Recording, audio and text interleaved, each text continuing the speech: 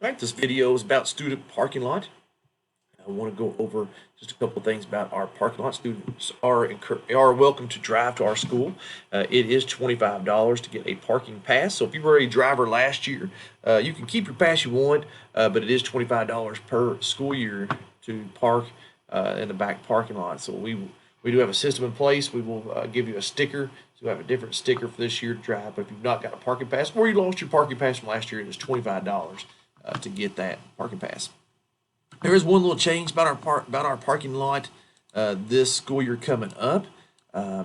We are under some renovation here at the high school, and one of the areas that's being renovated is back behind our school. We are getting a baseball field, a softball field, tennis courts, practice football field, and a practice soccer field. So back here behind the school is being renovated.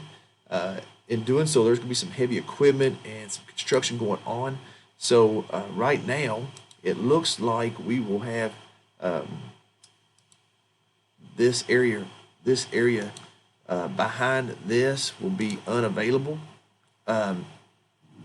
for student parking. So that should be blocked off. So when you come in, you will have these rows here in front of that to park on. So just be mindful of that when you're coming to our school. So again, those back couple of rows back there will be blocked off. You'll only be able to park here at the very front of the school. But be safe when you're coming in, and also abide by all regulations and rules back in the back parking lot. We don't allow any horseplay, and that is a way to lose your parking privileges.